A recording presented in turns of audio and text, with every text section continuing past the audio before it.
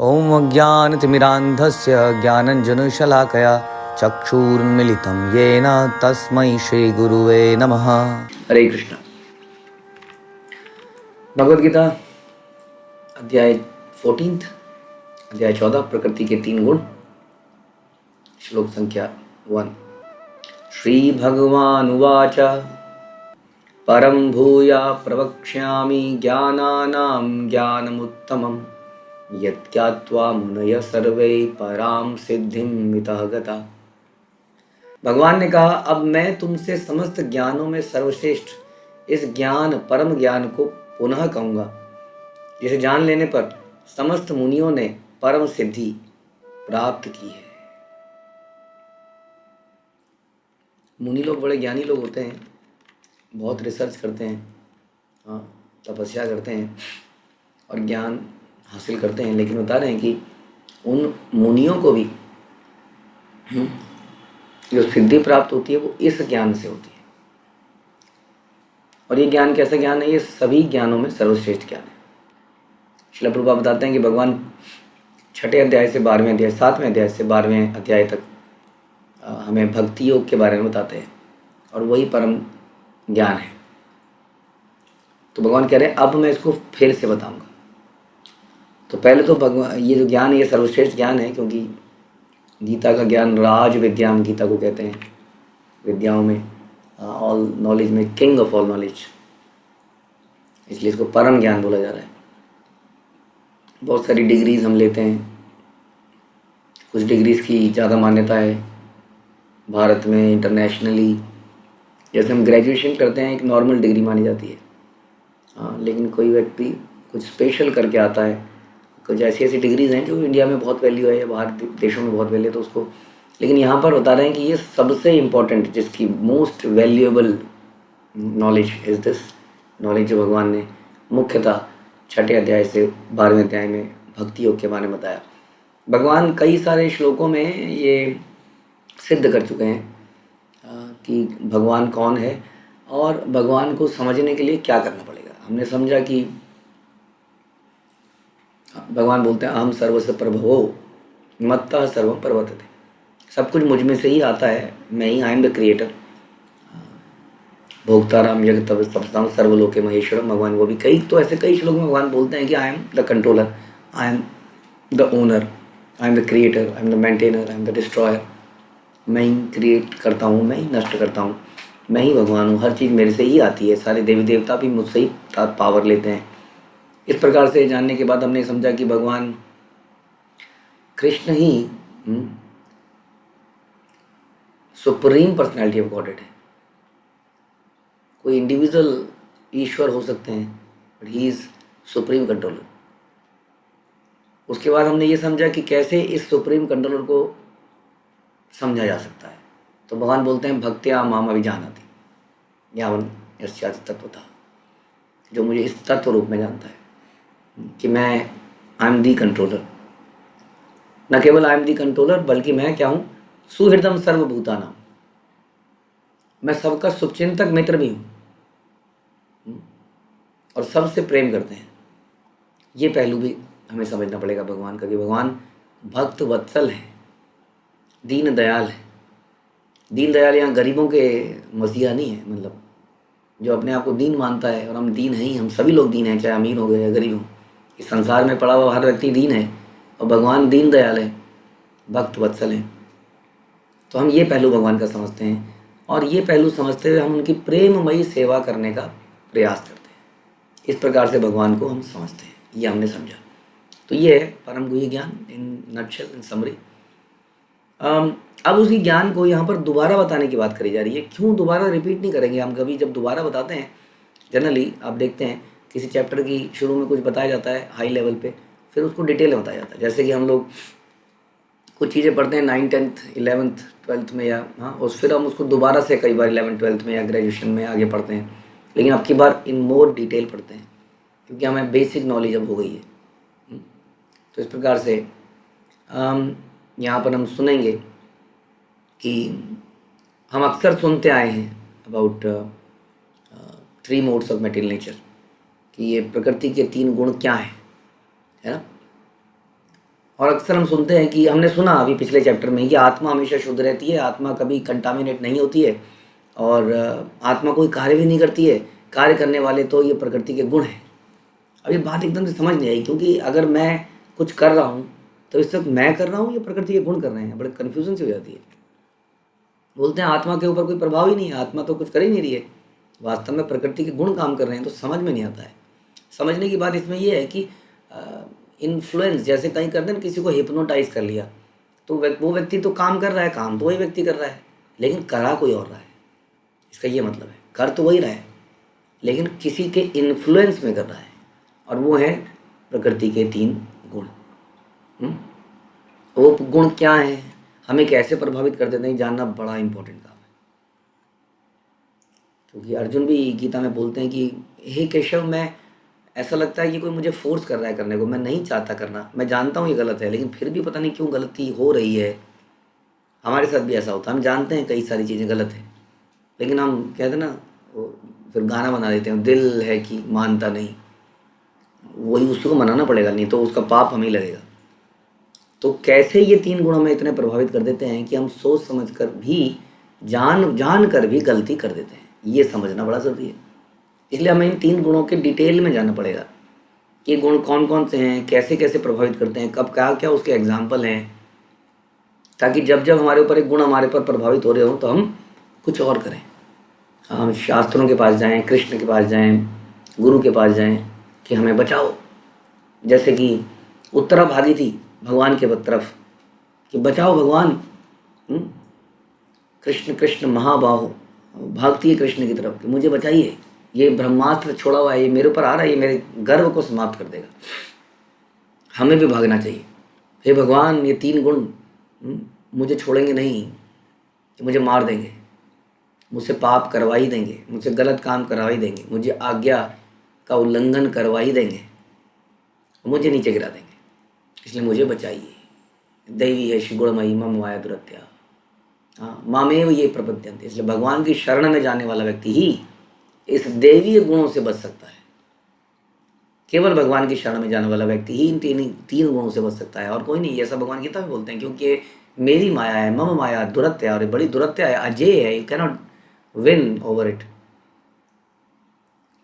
लेकिन जो व्यक्ति भगवान की शरणागति लेता है, गुरु की शरणागति लेता है, वैष्णव की शरणागति लेता है, उसके ऊपर शरणागति का मतलब इन वेरी समरी कि उनकी बात को मानता रहता है हर विपरीत परिस्थिति में भी, तो उसके ऊपर गुण प्रभावित नहीं करते। नहीं तो हमारे आइडियाज़ आर इम्पैक्टेड बाई 3 गुणास, हमारे थॉट प्रोसेस, हमारा हर चीज़ इन 3 गुणों से इम्पैक्टेड हो जाता है और हमसे गलती हो जाती है। हम पहले भी सुन चुके हैं कि आत्मा is like a rain water, जो आसमान से गिरता है तो स्वच्छ होता है कि नहीं, और ज़मीन पे गिरता है तो यहाँ के मौसम से, वातावरण से कंटामिनेट हो जाता है। लेकिन वास्तव में जल कंटामिनेट नहीं होता है, जल के ऊपर कई सारे मिश्रण हो जाते हैं, उन मिश्रणों को जब हम हटा देते हैं तो जल वैसे का वैसे आता है। जल को प्यूरीफाई नहीं करते आप, जल तो प्यूरीफाइड है। जैसे गंगा वाटर की बात करते हैं कि आओ गंगा को पवित्र करें, अरे गंगा तो पवित्र ही थी क्या? गंगा जब हिमालय से निकली तो अपवित्र निकली थी क्या? गंगा को पवित्र कैसे करेंगे हम? गंगा को अपवित्र हमने किया, आओ उसको फिर से उसकी ओरिजिनल स्टेट में ले आए। That is the thing. उसी तरह आत्मा पवित्र ही है, लेकिन हमारे यहाँ पर उसके ऊपर आवरण है, इल्यूज़न है, भ्रम है, मोहित हो गए हम लोग। आओ उसके मोह को हटा के उसको ओरिजिनल स्टेट में लेके आए। लेकिन जब भी ऐसा किया जाता है तो कुछ डूज एंड डोंट्स होते हैं, इसलिए 3 मोड्स को समझना बड़ा ज़रूरी है, क्या करा जाए और क्या ना करा जाए। आप जानते हैं परीक्षित महाराज ने 4 प्रश्न पूछे श्रीमद् भागवतम के प्रारंभ में, मुख्य 4 प्रश्न पूछे तो बहुत सारे। प्रारंभ में उन्होंने बोला कि बताइए हे सुखदेव गोस्वामी कि जो व्यक्ति मरणासन है उसको क्या करना चाहिए। दूसरा प्रश्न, इसके अलावा जो मरणासन नहीं है उन लोगों को क्या करना चाहिए। चलो आप बता दिए, मरने वालों के लिए तो यह, बाकी लोगों के लिए क्या। तीसरा क्वेश्चन, क्या सुनना चाहिए। चौथा क्वेश्चन, क्या नहीं सुनना चाहिए। इन 4 प्रश्नों के उत्तर में सुखदेव गोस्वामी सबसे पहले किसका आंसर देते हैं आप जानते हैं? इसको क्रोनोलॉजिकली आंसर नहीं करते, वो जैसे जैसे पूछा गया वो इन 4 प्रश्नों में सबसे पहले बोलते हैं क्या नहीं सुनना चाहिए। हाँ, तो don'ts are very important in life. जैसे हम भक्ति योग में आगे चलते हैं तो हम कुछ नियमों का पालन करना पड़ता है। जैसे फॉर एग्जाम्पल अभी हम गंगा जी को साफ करने की बात कर रहे थे, तो क्वेश्चन ये आ जाता है, अगर कोई इंटेलिजेंट व्यक्ति होगा तो गंगा जी तो ऑलरेडी साफ थी, तो पहले बताइए कंटामिनेट हुई कैसे। तो पता चलेगा अच्छा इंडस्ट्रियल वेस्ट इसमें डाला गया, ओ ये समस्या हुई, यहाँ पर ये अशुद्धि डाली गई। तो क्या करना चाहिए, गंगा जी को शुद्ध करना है तो गंगा जी को शुद्ध करना है तो उसको कंटामिनेट होने से बचाना चाहिए, ना कि उसको शुद्ध करने के लिए प्यूरिफिकेटरी फैक्ट्री लगा देनी चाहिए, है कि नहीं। उसके लिए सबसे पहले क्या होगा, डोंट्स, कि इसमें इंडस्ट्रियल वेस्ट को ना डाला जाए, इसमें ये ना डाला जाए, इसमें ये ना डाला जाए। अगर ये सब रोक दिया तो कोई प्यूरीफाई करने की जरूरत पड़ेगी, प्यूरीफाई करने की जरूरत ही नहीं पड़ेगी, क्योंकि वो तो ऑलरेडी प्यूरीफाइड थी। उसी तरह से आत्मा को अगर हमने इस माहौल से बचा दिया जो कि हमारे चारों तरफ इस वक्त है, अगर हमने डोंट्स का पालन कर लिया, don't associate with non devotees, don't eat this, don't, तो डोंट्स आर वेरी इंपॉर्टेंट। कई लोग कहते हैं इतने नियम क्यों हैं, नियम के बिना यही कारण है उसका कि हम लोग गंगा जी को साफ करे जा रहे हैं, साफ करे जा रहे हैं, लेकिन उधर से कुछ डाले जा रहे हैं, तो उसका लाभ क्या है। वैसे ही हम लोग अपने चरित्र के निर्माण के लिए मॉरल वैल्यूज़ पढ़ रहे हैं, कुछ कुछ कहानियाँ पढ़ रहे हैं, कुछ कुछ कर रहे हैं, दादी कुछ कहानी सुना रही है, नानी कुछ कहानी सुना रही है, लेकिन फिर सामने वो टीवी को बैठ कर देखता है, वो टीवी में मूवीज़ देख रहा है, तो सारा कंटामिनेशन चला गया। वो मोबाइल में एडवर्टीजमेंट देख रहा है, मोबाइल में क्या क्या देख रहा है, उससे सारा गंदगी चली गई। हाँ, वो गंदगी खा रहा है, वो कुछ पैकेट्स को खा रहा है जो कि देखने में बड़े सुंदर लगते हैं, लेकिन वास्तव में उसकी कॉन्शियसनेस बड़ी बुरी है। तो हम इस तरह से गंदगी अंदर डाले जा रहे हैं। कुछ प्रांतों ने, कुछ लोग ऐसा बोलते हैं कि डज नॉट मैटर कि हमारे अंदर क्या जाता है, हमारे अंदर से बाहर क्या निकलता है, it matters. But this is against the philosophy of garbage in and garbage out. अगर आप गंगा जी में कंटामिनेटेड चीज़ डालोगे तो क्या गंगा जी पवित्र नहीं कैसे हो जाएगी, है ना। उसको पवित्र करने के लिए प्रयास करना पड़ेगा। तो बेस्ट थिंग है उसको अपवित्र करा ही ना जाए, उसको बचाया जाए, साथ साथ उसकी पवित्रता के लिए कुछ कार्य करा जाए ताकि वो पवित्रता बनी भी रहे। डूज, तो हम आत्मा के पवित्र बने रहने के लिए कुछ डोंट्स करते हैं। हमारे 4 नियम हैं, no meat eating, no illicit sex, no gambling, no intoxication. लेकिन फिर कुछ डूज हैं जिसमें हम भगवान के नामों का जप करते हैं, श्रवण कीर्तन नित्य रूप में करते हैं। तो इस प्रकार से, बट सबसे इम्पोर्टेंट आ जाता है कई बार आवर डोंट्स। तो इसलिए ये 3 गुणों को समझना बड़ा ज़रूरी है जो इस चैप्टर में समझाया जाएगा, ताकि हमें समझ में आए कैसे इन गुणों के चक्कर में नहीं पड़ना है। That is are all don'ts. ये सतोगुण हमें ऐसे परेशान करेगा, नहीं परेशान होना है, इन्फ्लुएंस नहीं हो जाना है, हिप्नोटाइज नहीं हो जाना है सतोगुण में, रजोगुण में हिप्नोटाइज नहीं हो जाना है, तमोगुण में हिप्नोटाइज नहीं हो जाना है।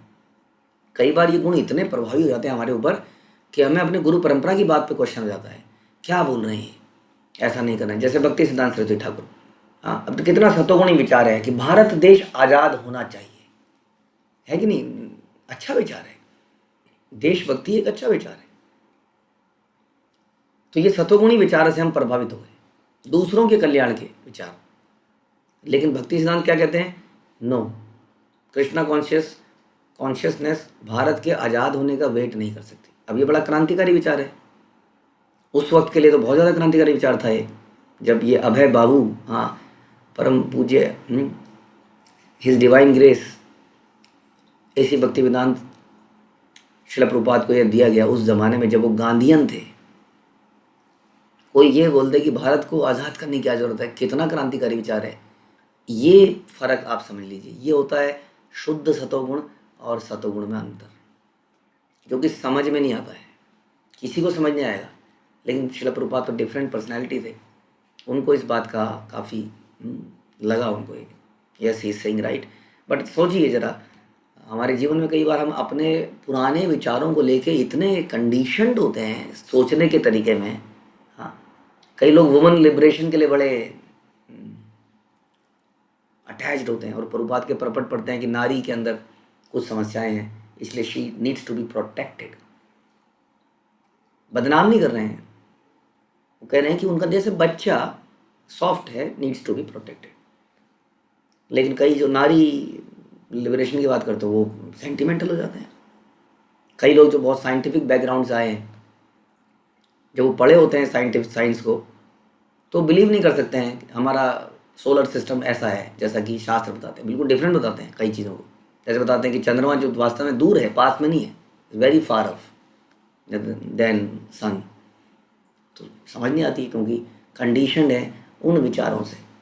तो ये जो सतोगुण तमोगुण रजोगुण हमें कंडीशनड कर देते हैं, एक पर्टिकुलर तरह से सोचने पर मजबूर करते हैं, और इसीलिए ये समझना ज़रूरी है कि कैसे हमें प्रभावित कर देते हैं, ताकि इससे हट के हम एज इट इज़ मान लें जो शास्त्र कह रहे हैं, जो गुरु कह रहे हैं। इसलिए इन डोंट्स का पालन करना जरूरी है। तो समझना जरूरी है कि आत्मा काम नहीं करती, जैसे आज हमने पिछले चैप्टर में सुना। तो काम करता कौन है? हाँ, ये तीन प्रकृति के गुण हमसे काम करवा देते हैं। हाँ, जो कि जिसके कारण हमारे जीवन में बंधन पड़ जाता है। सब कुछ समझने के बाद भक्ति योग में भी समझ में आ गया, लेकिन हम ये नहीं समझ पाए कि इस वक्त मेरे अंदर जो विचार चल रहा है ना, ये विचार ठीक नहीं है, ये गुरु परंपरा के विचारों से मैच नहीं करता है। कितना भी सही लगे, नहीं फॉलो करना है। इसी को हम इस पूरे चैप्टर में समझने का प्रयास करेंगे। हरे कृष्ण। श्रील प्रभुपाद की जय। भगवद गीता की जय।